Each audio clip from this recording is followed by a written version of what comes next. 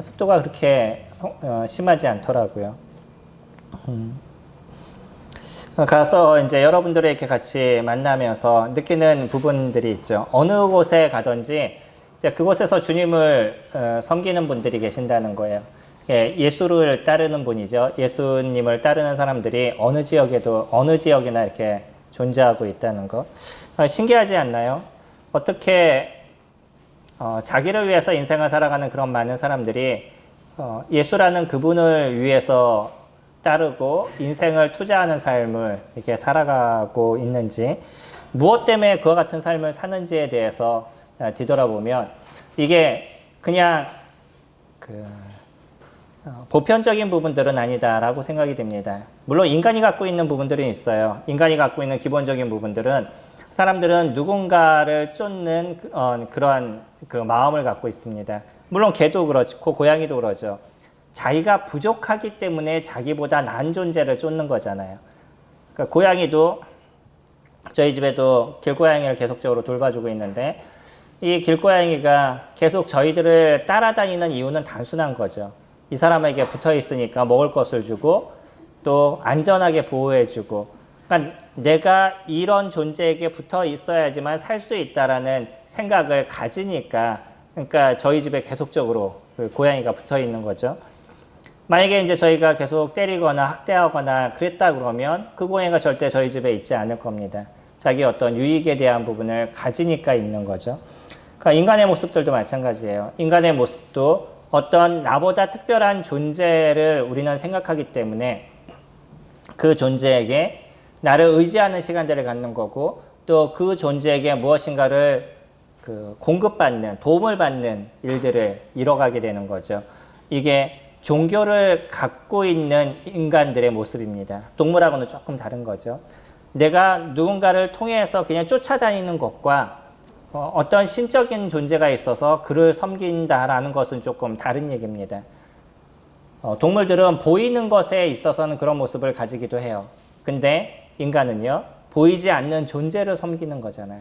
이 보이지 않는 존재를 유추하고 또 생각해서 찾아가는 거죠. 이게 이제 신이라는 존재들인 겁니다.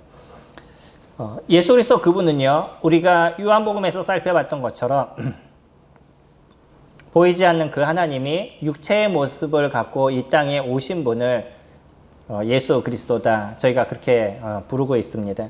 요한복음은 그것을 처음부터 저희들에게 설명해 주고 있어요. 그래서 예수라는 분이 어떤 분이고 그분이 누구인지에 대해서 정확하게 설명을 해주고 있는데,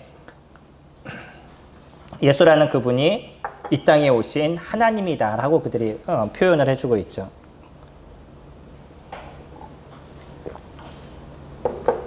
요한복음이 적힌 시점을 저희들이 보면 아마 이것이 거짓이었다 그러면 저희까지 이 성경이, 요한복음이라는 서신서가 존재하지 않을 겁니다. 거짓적인 것이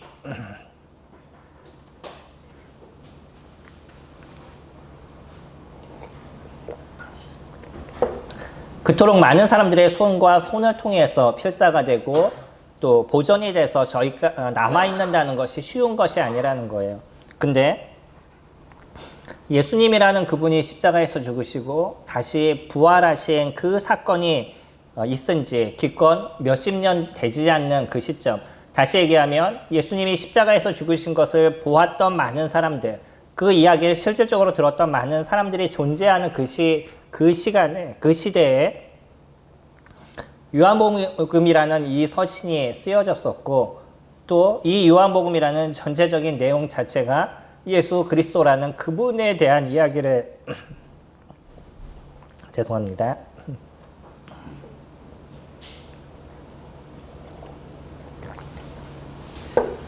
예수 그리스도라는 그분에 대한 이야기를 적어주고 있음에도 불구하고 지금 저희들의 손에 아직도 남아있다는 것은, 이것은 일반적인 상식을 뛰어넘는 부분입니다.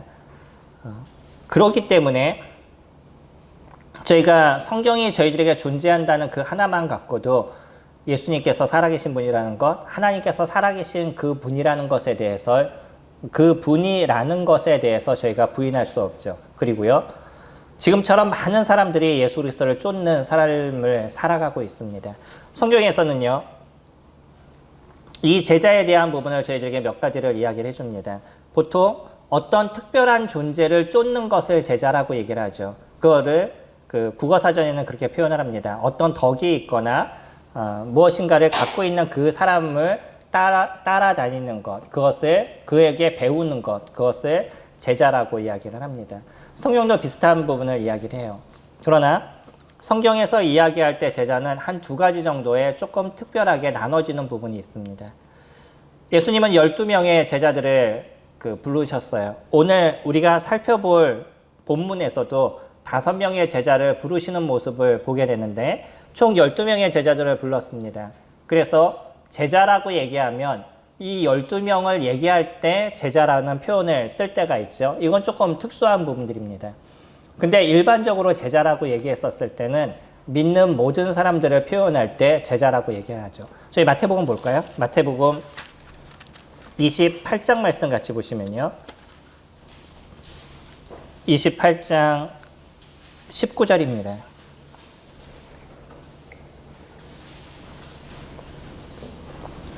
저희가 잘 아는 말씀 마태복음 28장 19절 말씀 보시면 그러므로 너희는 가서 모든 민족을 제자로 삼아 아버지와 아들과 성령의 이름으로 세례를 베풀고 모든 민족으로 제자를 삼으라고 얘기를 하죠. 이건 보편적인 제자에 대한 부분입니다.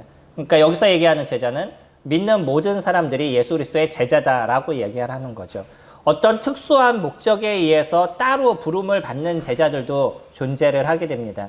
근데 일반적으로 성경에서 얘기할 때 제자는 예수 그리스도를 믿는 모든 사람들을 제자라고 얘기를 해요.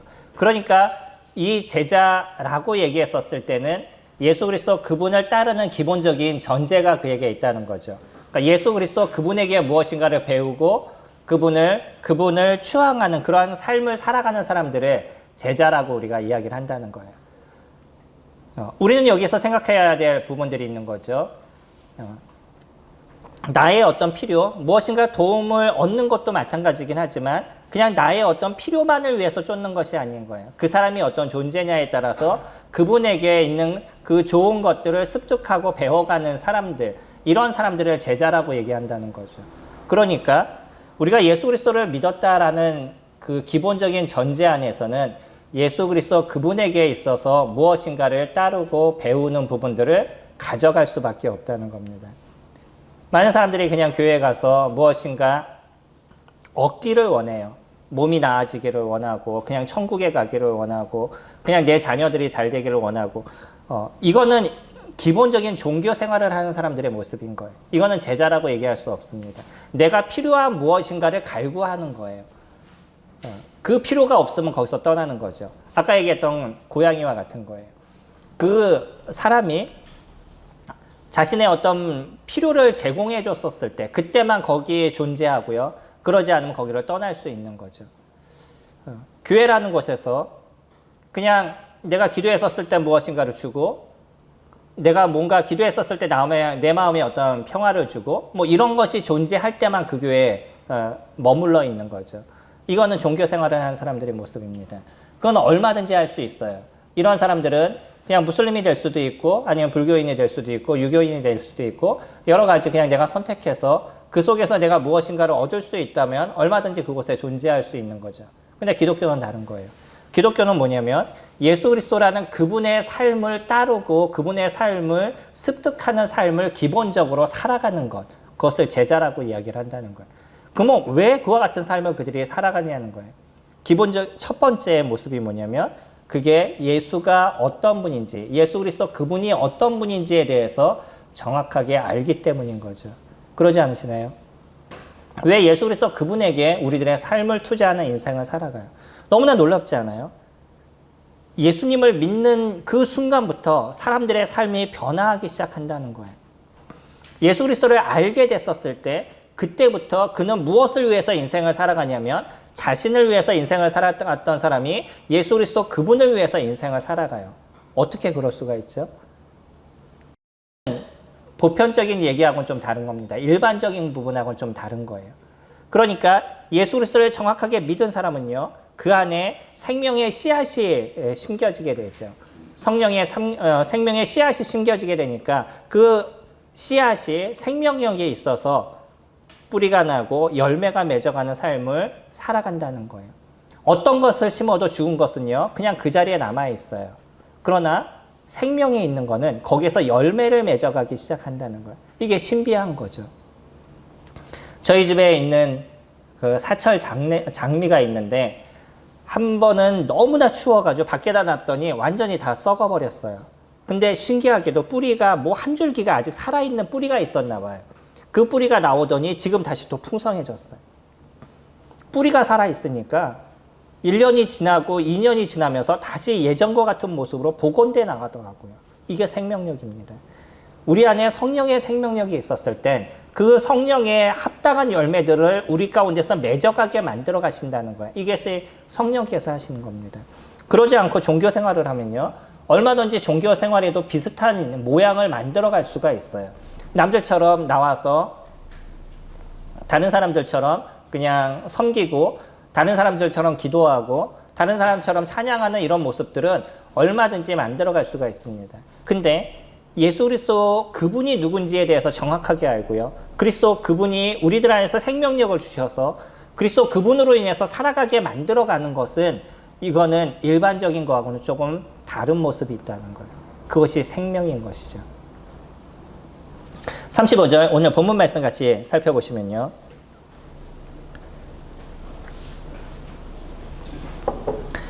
오늘의 본문을 통해서 12 제자들 중 5명을 부르시는 모습을 보게 됩니다. 그리고 이들이요, 예수 그리스도를 알게 됐었을 때 그들의 삶의 변화가 나타난다는 것을 저희들이 볼 수가 있어요. 35절부터 저희 39절까지 먼저 보시면, 또 이튿날 요한이 자기 제자 중 2 사람과 함께 섰다가 예수께서 건의심을 보고 말하되 하나님의 어린 양이로다. 2 제자가 그의 말을 듣고 예수를 따르거늘 예수께서 돌이켜 그 따르는 것을 보시고 물어 이르시되 무엇을 구하느냐? 이르되 랍비여 어디 계시오니이까 하니, 랍비는 번역하면 선생이라. 예수께서 이르시되 와서 보라. 그러므로 그들이 가서 계신 곳을 보고 그날 함께 거하니 때가 10시쯤 되었더라. 물론 요한복음이 얘기하는 10시는 조금 분별하는 분에 따라 다르기도 합니다. 근데 일반적으로 저희가 10시라고 얘기했었을 때 6시간, 우리나라의 시간에서 6시간 앞으로 당겨지는 것을 생각해 보면 오후 4시 정도의 시간을 갖는다라고 보여져요. 그러면 이스라엘에게 있어서 오후 4시는 일과가 거의 이제 맞춰지는 시점에 대한 부분인 거죠. 시간이 다르죠. 우리는 해 뜰 때부터 해 질 때까지를 하루라고 얘기한다 그러면, 우리는 12시부터 12시까지를 하루라고 얘기를 하죠. 근데 이스라엘은 저녁 때까지, 저녁의 시간이 마무리가 돼요. 그래서 그 전날 저녁부터 그 다음날 저녁까지를 하루라고 그들이 이야기를 하죠. 우리하고는 계산하는 것이 조금 다른 부분들이 있습니다. 여기에서요, 요한의 제자가 2명이 있었어요. 우리 이 이후에 보면 그 사람이 누구라고 얘기하냐면 40절에 요한의 말을 듣고 예수를 따르는 2 사람 중에 하나는 시몬 베드로의 형제 안드레라. 2명 중에 한 사람은 안드레라는 걸 저희들이 알 수 있습니다. 근데 한 사람은 이름이 등장하지 않아요. 하지만 저희들이 유추해 봤었을 때 그 한 사람이 요한이었다라고 생각이 돼요. 오늘 이 성경을 쓰고 있는 요한은 자기의 이름을 드러내기를 싫어했던 거죠. 그러니까 자기의 어떤 교만을 나타내기를 싫어했기 때문에 자기의 이름을 가려주고 있습니다. 그러니까 안드레하고 요한이라는 2 사람이 누구의 제자였냐면 원래 침례 요한의 제자였었어요. 근데 요한이 어느 날 지나가는 예수 그리스도를 보면서 뭐라고 얘기하냐면 보라 하나님의 어린 양이다 라고 얘기를 하죠. 그랬더니 그 얘기를 들었던 2 제자가 나에게서 떠나서 그 사람에게 가요. 침례 요한의 마음이 어땠을까요? 나의 제자였었어요. 나의 제자였는데 그 바른 것을 얘기했더니 저분이 이 땅에 오신 메시아입니다라고 얘기했더니 나를 쫓던 사람이 저 사람에게 가버려요. 마음이 어떻겠어요? 결코 그렇게 좋지 않았을 겁니다. 그래도 내가 저 사람에게 어떤 걸 해줬는데, 내가 제자들을 얼마나 어떻게 가르쳤는데 한순간에 떠나갈까라는 생각에 배신감도 느끼게 됐을 거예요. 그러나 침례 요한은 그러지 않았어요. 왜죠? 침례 요한이 이 땅에 왔던 목적은 모든 사람으로 예수 그리스도를 따르게 하는 것, 그것이 그의 목적이었기 때문인 거예요. 이것이 다른 것입니다. 예수 그리스도의 제자라고 얘기했었을 때 그 사람의 모습은요, 자기를 위해서 살아가지 않는다는 거예요. 누구를 위해서 살아가요? 예수 그리스도 그분을 위해서 살아간다는 거예요. 이것이 제자의 한 단편적인 모습에 대한 거죠. 물론 침례 요한은 예수 그리스도의 제자다 이런 표현을 쓰고 있지 않지만 예수 그리스도를 영접한 모든 사람들이 예수 그리스도의 제자라는 것을 저희들이 보게 되면 침례 요한은요, 당연히 예수님의 제자의 한 모습이었던 거죠. 그는 자기를 위해서 인생을 살아가지 않았어요. 누구를 위해서요? 예수 그리스도 그분을 드러내는데, 예수 그리스도 그분을 나타내는 것을 위한 삶을 그들이 살았습니다. 근데 저희들이 더 집중하기를 원하는 것은 요한과 안드레의 모습이에요. 이들은요, 어떤 이야기를 듣게 되냐면, 보라, 하나님의 어린 양이다 라는 표현을 그가 듣게 됐었어요. 어린 양이라는 얘기는 여러 가지로 그들이 인식하게 됐었을 겁니다. 그 중에 하나는 저번에 저희가 같이 살펴봤던 것처럼 이사야서 53장에서 얘기하고 있는 우리를 위해서 자신의 목숨을 내어주는, 우리를 위해서 이 땅에 오신 메시아를 예표하는 그 어린 양에 대한 표현이었었어요. 이 두 사람은 그것을 정확하게 인식했습니다. 저 사람이 이 땅에 오신 메시아인가? 그것에 대한 이야기를 들으니까 이제는 누구를 쫓아야 되는 것이 정확하냐면 예수 그리스도를 쫓아야 되는 것이 그에게서 정확한 거죠. 하지만 알아보고 싶었습니다. 이분이 진짜 이 땅에 오신 메시아인지에 대해서.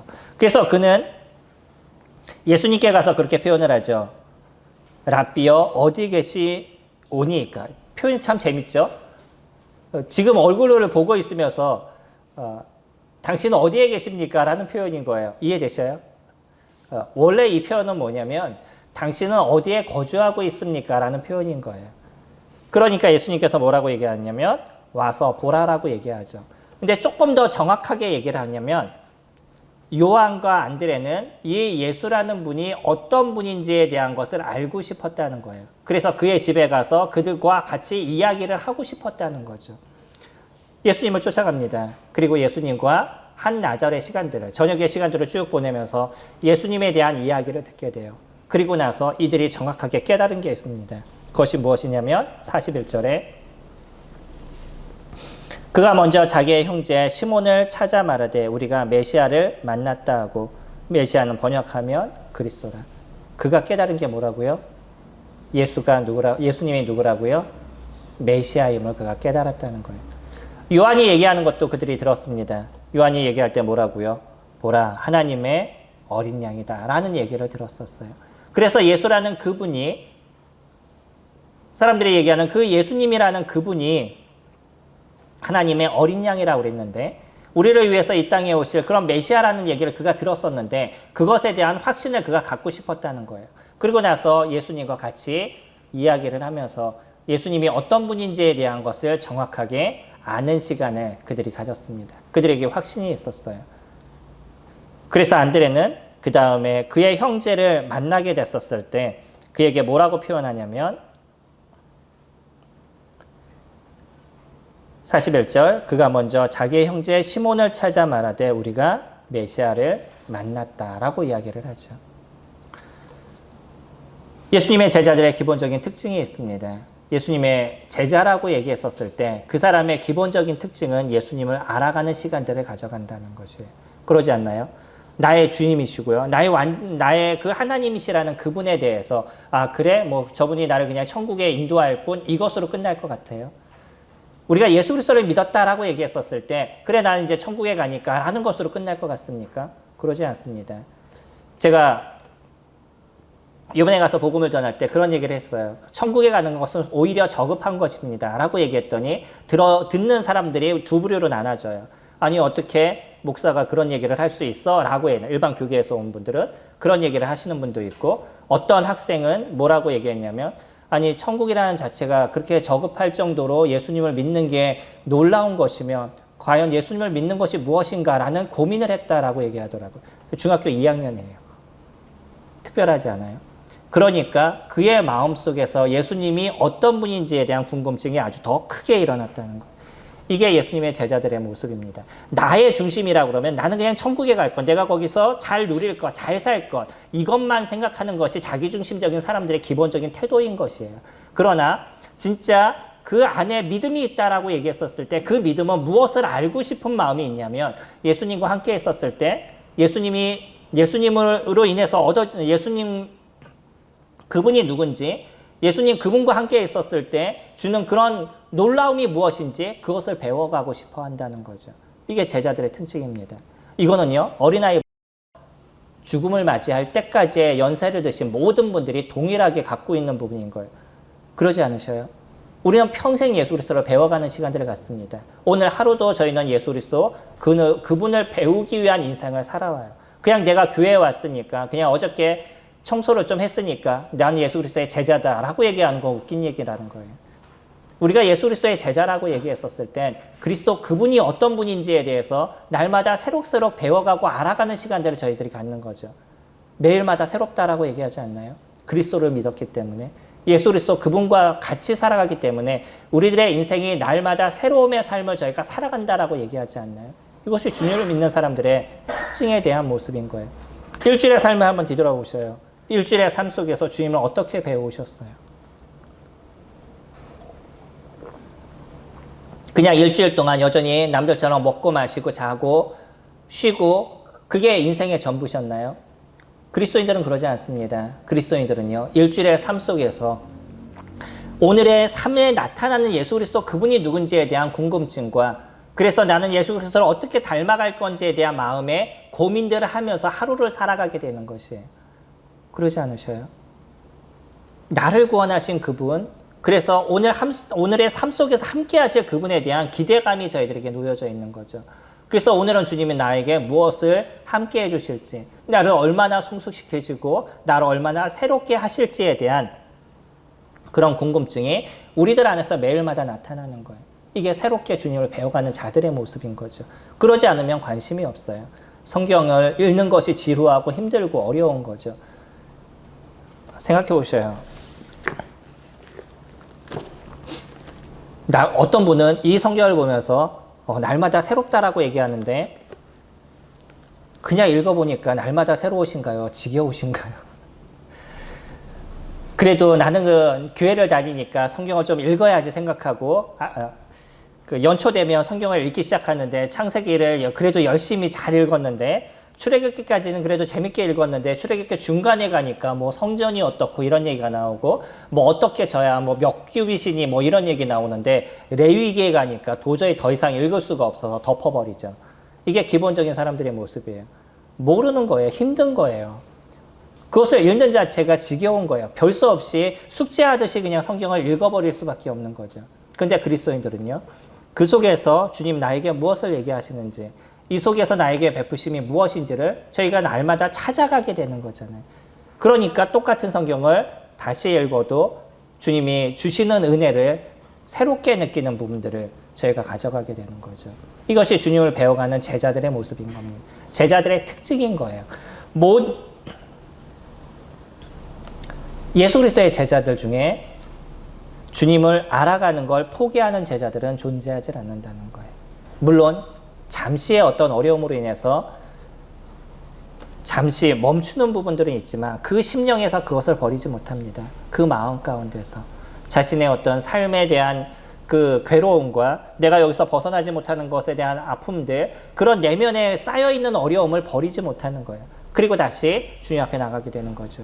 그리고 그리스도가 그분이 어떤 것인지, 그분이 나에게 어떤 것을 보여주시는지, 그분을 통해서 나는 어떻게 새로운 삶을 살아가는지를 계속적으로 알아가고 배워가는 인생을 살아가는 것. 이것이 제자들의 삶에 대한 부분이죠. 두 번째는요, 아까 보셨던 40절 말씀 보시면 요한의 말을 듣고 예수를 따르는 두 사람 중에 하나는 시몬 베드로의 형제 안드레라. 그가 먼저 자기의 형제 시몬을 찾아 말하되 우리가 메시아를 만났다 하고, 메시아는 번역하면 그리스도라. 데리고 예수께로 오니 예수께서 보시고 이르시되 내가 요한의 아들 시몬이니 장차 게바라 하리라 하시니라. 게바는 번역하면 베드로라. 이튿날 예수께서 갈릴리로 나가려 하시다가 빌립을 만나 이르시되 나를 따르라 하시니 빌립은 안드레와 베드로와 한 동네 벳세다 사람이라. 빌립이 나다나엘을 찾아 이르되 모세가 율법에 기록하였고 여러 선지자가 기록한 그 일을 우리가 만났으니 요셉의 아들 나사렛 예수니라. 나다나엘이 이르되 나사렛에서 무슨 선한 것이 날 수 있느냐. 빌립이 이르되 와서 보라 하니라. 여기에서 두 사람이 등장을 하죠. 안드레가 등장을 하고 빌립이 등장을 합니다. 두 사람이 등장을 하는데요. 두 사람이 어떤 특징이 있어요. 무슨 특징이죠? 자기가 알고 있는 그 그리스도, 만났던 메시아를 그들이 알고 나서는 이제는 거기에서 입을 닫고 가만히 있을 수 없는 거예요. 무엇을 해요? 자신의 형제, 가장 자기에게 소중한 그 형제에게 가서 안드레는요, 내가 메시아를 만났다고 베드로에게 얘기를 하죠. 또 빌립은요, 그의 친구에게 가서 나다나엘이라는 사람에게 가서 그렇게 표현하죠. 모세가 율법에 기록하고 여러 선지자가 기록한, 다시 얘기하면 이 땅에 오실 그 메시아에 대해서 기록한 그 분을 내가 만났다라고 얘기를 해요. 그러면서 이 빌립은요, 구약에 예언되고 있는 그 사람이 메시아이심을 저희들에게 표현해주고 있는 거죠. 우리는 짧은 표현 속에서 여러 가지를 볼 수 있습니다. 예수님 그분이 어떤 분인지, 예수님 그분이요, 하나님의 어린 양이라는 표현을 썼고요. 예수님 그분이 누구시냐면 메시아라고 얘기를 해요. 그리고 지금은요, 45절에서는 그것을 증명해 나가는데 어디에서 기록된 분이라고 얘기하냐면 구약에서 기록된 그분이 지금 예수 그분이라고 빌립은 표현을 하고 있죠. 그냥 얘기하지 않습니다. 여러 가지를 통해서 예수라는 그분이, 예수님이라는 그분이 메시아이심을 요한은 저희들에게 계속적으로 설명을 해주고 있어요. 예수님이 우리에게 무엇이 되고 계시죠? 저희들에게 메시아가 되시나요? 그분이 이 땅에 오신 하나님이심을 저희들이 믿는 인생을 살아가시나요? 그것이 매일의 삶에서 우리 가운데 나타나시나요? 그렇다면 저희들은 예수 그리스도의 제자라고 얘기할 수 있습니다. 그냥 교회를 다니시나요? 아니 그냥 교회를 다니는 것이 목적이신가요? 그렇다고 그러면 저희는 종교 생활을 하고 있는 것이에요. 최소 저희들은요, 교회를 다니는 정확한 목적이 저희들에게 있어야 돼요. 최소 저희들은 주님이 주시는 은혜를 누리는 인생을 살아가야 되는 거예요. 그러지 않으시나요? 예수 그리스도 그분이 어떻게 우리에게 놀라운 은혜를 베풀어 주시고 매일의 삶에서 우리에게 얼마나 큰 것을 주시는지에 대한 걸 얻는 인생을 살아가는 거잖아요. 이것이 예수 그리스도 그분인 거죠. 죽어서 천국에 가는 것만 생각하시나요? 그거는 저희들 중심적인 거예요. 예수 그리스도와 상관이 없습니다. 우리의 매일의 삶에서 나타나는 거예요. 예수 그리스도 그분은요. 그러니까 그 생명력이 자라가는 삶을 저희가 살아가게 되는 거죠. 빌립은요, 또 안드레는요, 자신이 갖고 있는 그 놀라움을 알게 됐었을 때 거기서 멈출 수가 없었어요. 무엇을 하죠? 자신이 아는 사람에게, 자신에게 있어서 가장 소중한 사람에게 예수님이 누군지에 대해서 이야기를 하게 되죠. 제자들의 삶은 주님을 알리는, 소개하는 인생을 살아가게 됩니다. 내가 갖고 있는 가장 큰 것, 가장 놀라운 것을 내가 알았기 때문에 그것을 이야기할 수밖에 없는 거예요. 제가 어저께 동영상을 하나 봤는데 나라가 정확하게 기억이 나지 않아요. 제가 기억하기에 인도네시아로 제가 기억을 하는데 천연 광물이 너무나 그 매장이 많이 되어 있는 곳이라고 얘기하더라고요. 그 한 섬에 대한 얘기를 들었는데 그 섬이 무엇이 발견이 됐냐면 금광이 발견이 됐어요. 금광이 발견이 되니까 사람이 거의 살지 않았던 그 도시가 갑자기 막 사람들이 몰려오기 시작하는 거예요. 그리고 나서 이제 금광에 가서 금을 캐는데, 금광석이라고 얘기를 하죠. 금을 캐는데 들어가는 입구가 딱 요만해요. 전 금광이라고 그랬으면 우리가 생각하는 거, 아니 구멍을 막 크게 뚫어가지고 레일 같은 거 이렇게 다 깔아놔서 금을 채취해서 나오고 뭐 이렇게 드르륵 하는 거 있잖아요. 그거 갖고선 금을 캐는 걸 생각했는데 그냥 구멍이 요만해요. 요만한 구멍을 뚫어놓고 몇십 미터를 갖다 그 혼자 내려가요. 이해되셔요? 그렇게 금을 캐더라고요. 그러니 문제는 뭐냐면 내려가는 것도 두 사람도 못 내려가. 이 구멍이 작아서. 한 사람만 내려가야 돼요. 그 한 사람이 밑에까지 내려가서 다른 데로 이렇게 이동하면 그 다음에 다음 사람이 내려가게 되는 거죠. 그리고 하루 종일 내려가서 금을 캐요. 그 금도 정을 갖고 이렇게 두들겨서 금을 캐는 거예요. 얼마나 힘들겠어요. 그나마 한 보따리 정도 이렇게 캐고 나면 그 하루 종일 해봤자 몇 개 못 캔대요. 그거를 또 그 높이까지 들어 올려야 되는 거예요. 얼마나 힘들어요. 거기서 끝나지 않더라고요. 갖고 온 걸 갖고 또 망치로 두들겨가지고 잘게 만들어야 돼요. 잘게 만든 걸 다시 갖고 내려가야 돼요.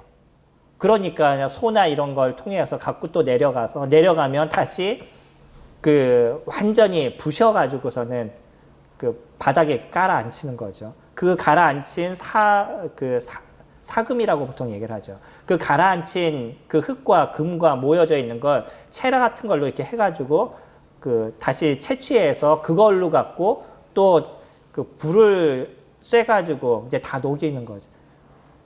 과정이 엄청나더라고요. 그래서 얻어지는 금이 요만큼이에요.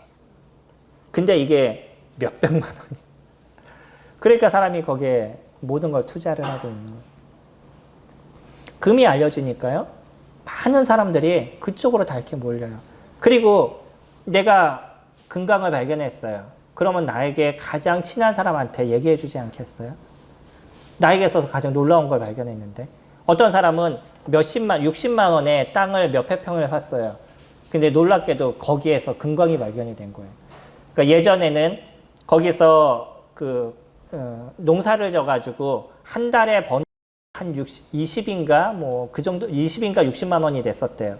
근데 지금은 하루 금강에서 얻는 돈이 한 75만 원 정도 된다라고 얘기하더라고요. 그러니까 우리나라의 75만 원은 그렇게 크지 않을 수 있지만 그 나라는 엄청 큰 거죠. 자신에게 있어서 가장 소중한 것이 있으면 그것을 그냥 냅두지 않아요. 나에게 가장 친한 사람에게 얘기를 하고 그 사람이 그것을 알기를 원하는 거죠. 저희가 예수 그리스도를 알아요. 우리가 예수 그리스도를 알고 그분의 그 놀라우심을 알고 그분의 그 크심을 저희들이 알면 당연히 저희들은 무엇을 하는 인생을 살아가겠어요? 그분을 알리는 삶을 살아가지 않을까요? 이거는 복음을 전하는 그냥 전도자에게만 주어진 것이 아니에요. 모든 크리스찬들이 당연하게 살아가는 삶의 기본적인 거죠. 제자는 그렇습니다. 예수 그리스도를 선포하지 않는 제자는 존재하지 않아요. 예수 그리스도를 이야기하지 않는 제자는 존재하지 않습니다. 지금까지 오랜 기독교의 역사를 저희들이 뒤돌아보면 예수 그리스도를 아는 그 사람들은요, 당연히 예수 그리스도를 이야기하는데 그들의 인생을 드리는 삶을 살아왔었어요.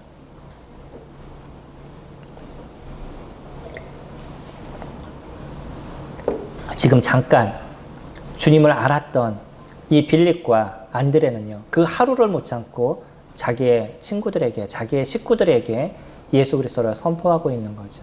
이것이 제자들의 삶입니다. 왜 기독교인들이 욕을 먹죠? 기독교인들이 욕먹는 것 중에 가장 큰 게 뭔지 아셔요?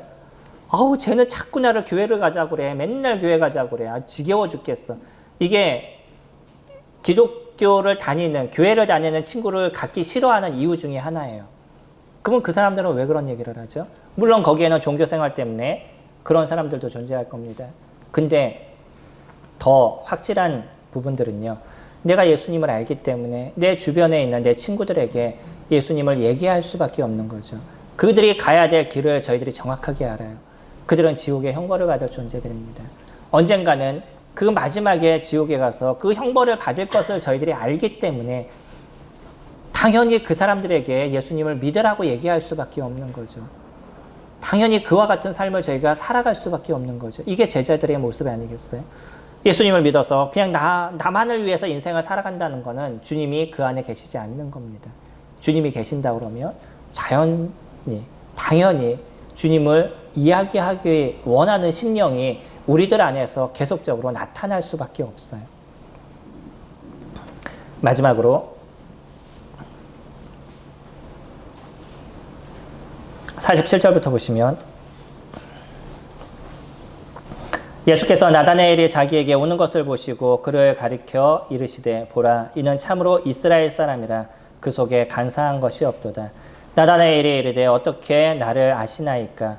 예수께서 대답하여 이르시되 빌립이 너를 부르기 전에 내가 무화과나무 아래에 있을 때에 보았노라. 나다나엘이 대답하되 라비여 당신은 하나님의 아들이시오 당신은 이스라엘의 임금이로소이다. 예수께서 대답하여 이르시되 내가 너를 무화과나무 아래에서 보았다 함으로 믿느냐? 이보다 더 큰 일을 보리라. 또 이르시되 진실로 진실로 너희에게 이르노니 하늘이 열리고 하나님의 사자들이 인자 위에 오르락내리락 하는 것을 보리라 하시니라. 나다나엘은요 영생에 대한 관심이 있었던 분입니다. 이 나다나엘은 오실 메시아에 대한 관심이 있었어요. 그렇기 때문에 나다나엘은 무엇을 알고 있었냐면 이 땅에 오실 메시아가 어디에서 날지에 대해서 알고 있었어요. 미가서에서 뭐라고 얘기하죠? 메시아가 어디에서 온다고요? 베들레헴에서 난다라고 얘기를 하죠.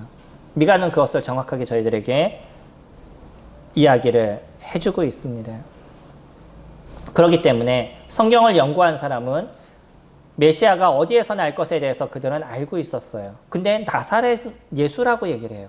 그러니까 나사렛이라는 곳에서 어떻게 선한 것, 다시 얘기하면 메시아가 날 수 있냐라고 다시 반문을 하게 되죠. 하지만 저희들이 알고 있잖아요. 예수 그리스도 그분은 나사렛에서 나신 분이 아니라 베들레헴에서 나셔서 자란 곳이 어디죠? 나사렛에서 자란 분이셨던 거죠.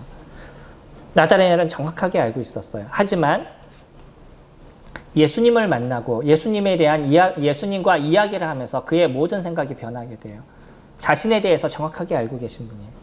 예수님이 자신에 대해서 어떻게 알고 있는지 이해가 되지 않았어요. 두 번째는요. 그가 어떤 고민을 했는지 혼자 고민하는 시간 속에 무화과 나무 아래에 앉아서 무엇인가 묵상하고 생각하는 시간들을 혼자 갖고 있었었는데 그것을 예수님이 알고 계신 거예요. 그 얘기를 듣는 순간에 이분이 하나님의 아들이시구나라는 것을 정확하게 나다나엘은 알게 됩니다.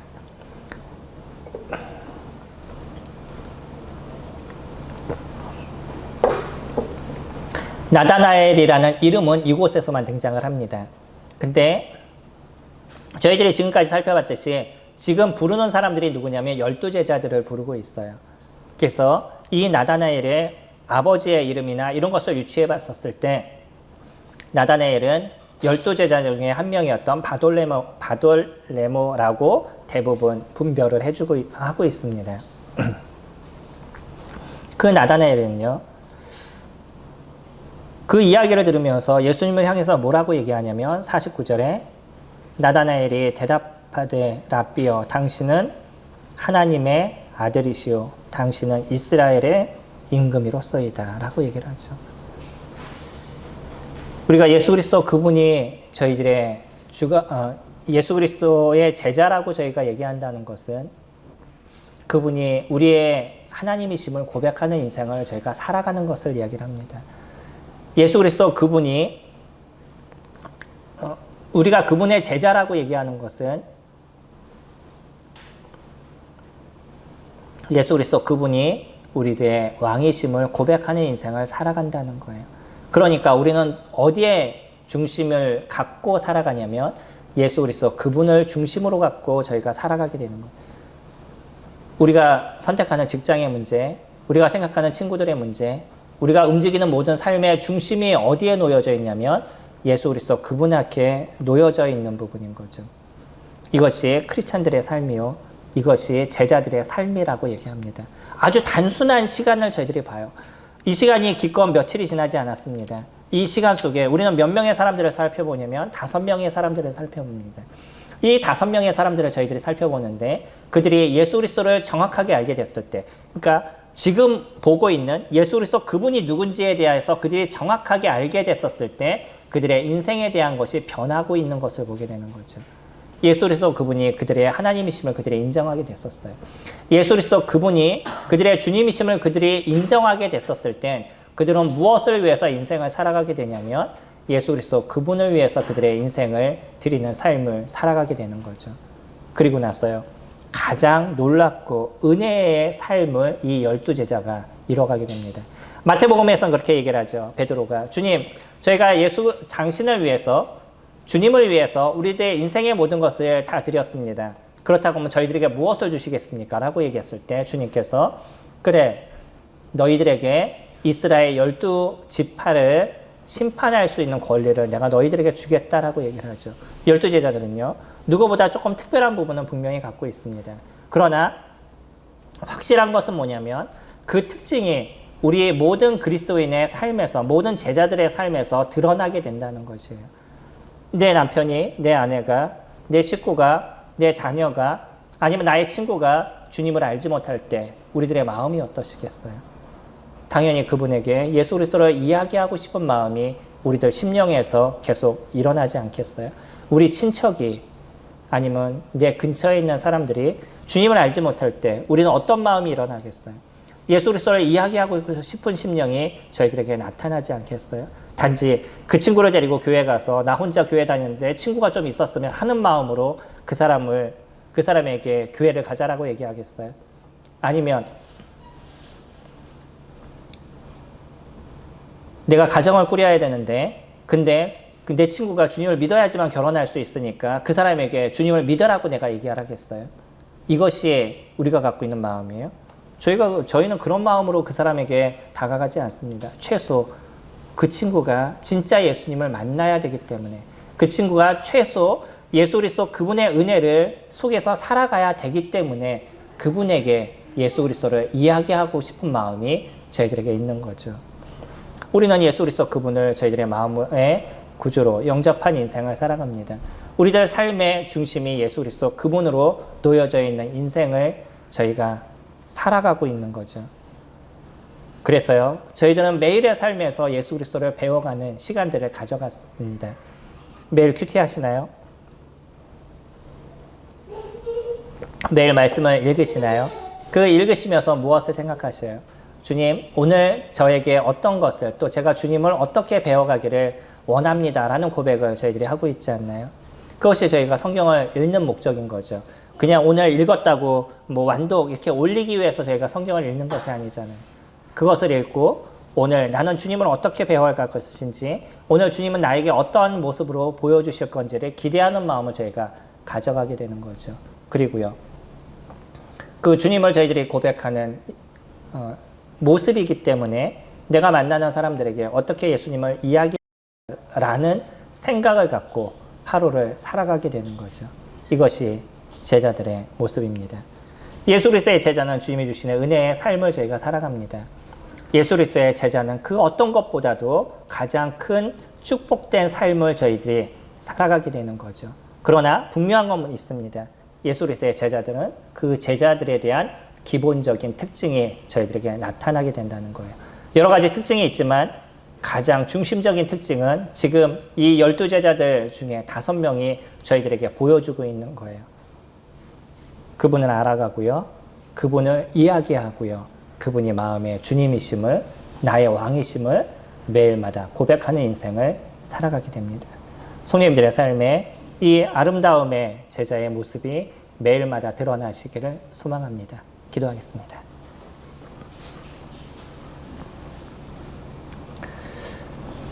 존귀하신 아버지 하나님, 예수 그리스도 그분을 알 수 있도록 도우심에 감사를 드립니다. 주님이 저희들의 마음을 여시고 그분을 믿을 수 있도록 도우지 않으셨다면 어찌 이와 같은 일들이 저희 가운데 일어나고 저희들 안에서 이 생명의 빛이 드러날 수 있겠사옵나이까. 그러나 저희들이 주님을 찾도록 주님께서 인도하시고 주님을 믿을 수 있도록 도와달라는 저희들의 심령들, 그 기도가 저희들의 마음을 열게 하시고 이 생명의 씨앗을 저희들에게 심음을 통해서 그 놀라운 그리스도와 함께 살아가는 은혜를 저희들이 누릴 수 있도록 도우심에 감사를 드립니다. 이제 저희들의 왕 되신 그분 앞에서 그분을 배워가는 시간들을 저희들이 갖게 하시고 또 왕 되신 그분을 선포하는 삶을 저희가 살아갈 수 있도록 도우셔서 그 안에서 일어나는 주님의 은혜를 누릴 수 있도록 이끄심에 감사를 드립니다. 저희 귀한 성도님들을 주님께서 함께 하셔서 매일마다 제자의 삶을 살아갈 수 있도록 도우시고 그 속에서 베푸시는 주님의 은혜가 크게 드러날 수 있도록 이끌어 주시기를 간구를 드립니다. 코로나의 여러 어려움의 문제들, 경제적인 어려움들, 급습하는 많은 일들이 저희들에게 있사오나 주님께서 저희 성도님들을 붙잡아 주시고 필요를 주님께서 공급하시며 안전을 지켜주시기를 간구를 드립니다. 오늘의 시간을 함께 하신 주님 앞에 감사를 드립니다. 예수님의 이름으로 기도드렸습니다. 아멘. 수고하셨습니다.